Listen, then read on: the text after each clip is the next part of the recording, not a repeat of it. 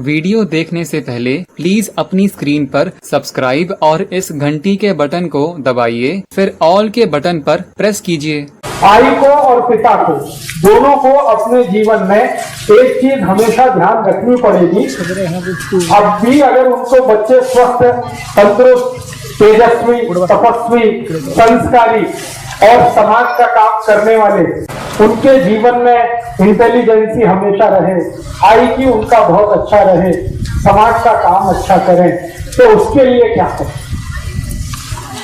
इसके लिए छोटे छोटे कुछ मैं उपाय बताता हूं, आप जरूर उनका अपने जीवन में उपयोग करें।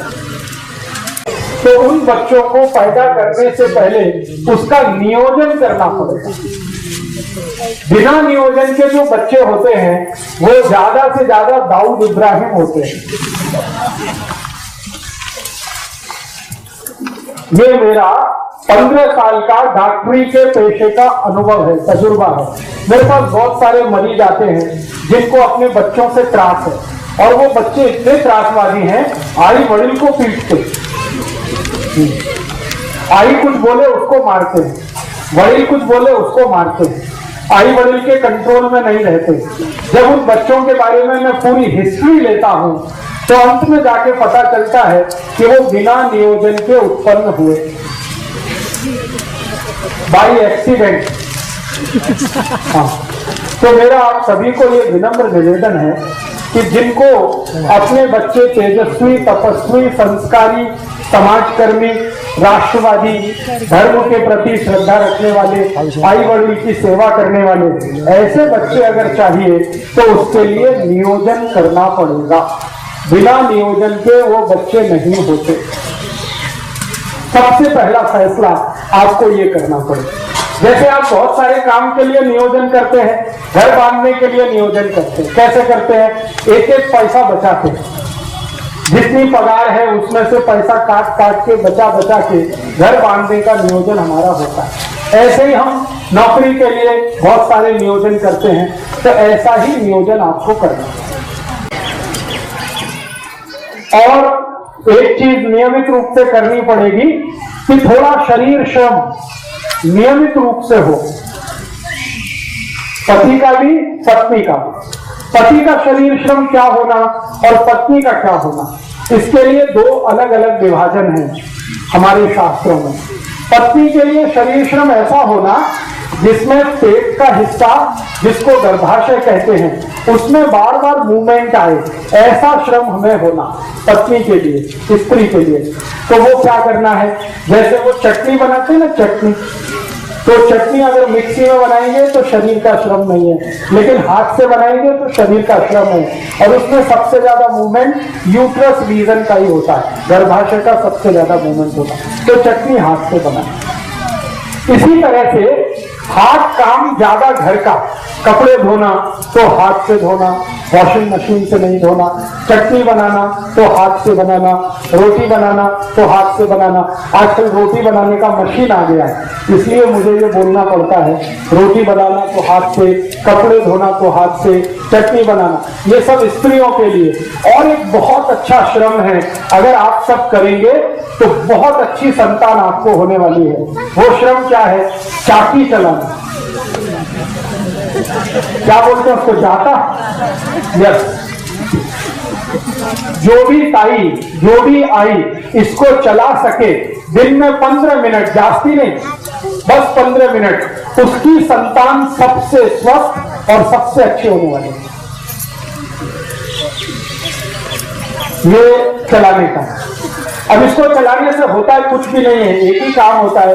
हमारा जो गर्भाशय का क्षेत्र है उसका सबसे ज्यादा मूवमेंट इसी पोजीशन में होता है जब हम ये चलाते हैं। मैंने थोड़ा अभ्यास किया, अपने पुराने जमाने की जो आई है, जो जाता चलाती है, सबके बच्चे स्वस्थ और तंदुरुस्त। मेरी आई मेरे बारे में बताती है, मेरा और मेरा एक छोटा भाऊ है, हम दोनों का जन्म मेरी आई ने 8 महीने लगातार जाता चलाया। हमारे घर में एक परंपरा है कि जो आटा होता है वो ताजा खाना, तो जाते से ही संभव है, वो बाहर से पिसा के नहीं लाना।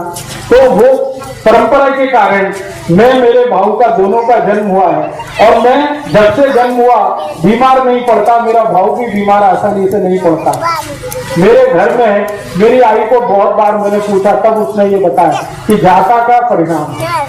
मेरा जन्म नॉर्मल डिलीवरी से हुआ, मेरे भाऊ का भी जन्म नॉर्मल डिलीवरी से हुआ, घर में हुआ। मेरी अज्जी ने हम दोनों का जन्म कराया, डॉक्टर को नहीं बुलाया। मेरी अज्जी पढ़ी लिखी नहीं थी, दोनों का जन्म उसने आसानी से करा लिया। वो एक ही कारण, जाता। तो आपके घर में अगर जाता लेके आए बहुत अच्छा है, मिलता है ना अभी। हाँ, बहुत ज्यादा महंगा नहीं है, 50-60 रुपए में या 100 रुपए में मिल जाता है। तो आप उसको नियमित रूप से 15 मिनट, जास्ती नहीं 15 मिनट चलाएं। स्त्रियों के लिए, पुरुषों के लिए शरीर श्रम क्या करना है? पुरुषों के लिए शरीर श्रम सबसे आवश्यक है कि आप थोड़ा दिन अगर चाहते हैं कि स्वस्थ संतान हो तो नागर चलाना।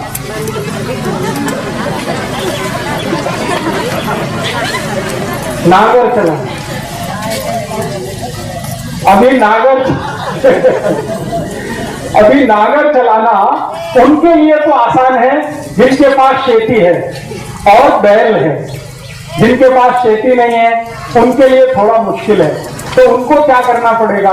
नौकरी करते हैं बैंक में, बीमा कंपनी में, अभी तो हम नागर नहीं चला सकते, तो उसके बराबर का एक दूसरा श्रम है, उसी के जैसा श्रम है, सीढ़ियां चढ़ना और उतरना। अगर कर सकते हैं तो बहुत अच्छा है, नहीं कर सकते तो तीसरा और आखिरी श्रम है जास्ती पैदल चलना। पैदल चलना, एक दिन में 4-5 किलोमीटर पैदल चलने का आदत डालिए। हर समय मोटरसाइकिल पे चलें, कार में चलें, वो अच्छा नहीं। थोड़ा 5-7 किलोमीटर पैदल चलने का अभ्यास हो, नहीं तो नागर चलाने का हो, नहीं तो सीढ़ियां चढ़ने।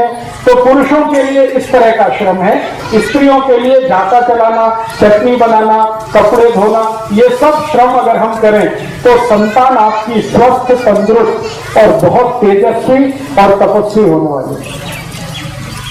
तो ये नियोजन के कुछ काम है, ठीक है। नियोजन करना है, ये पहली बात ध्यान रखिए। बिना नियोजन के बच्चे होंगे तो मैंने आपको बताया वो संस्कारी हो नहीं सकते। और आज के समय में दुख और दुर्दैव की स्थिति ऐसी ही है कि ज्यादा बच्चे बिना नियोजन के ही हो रहे हैं।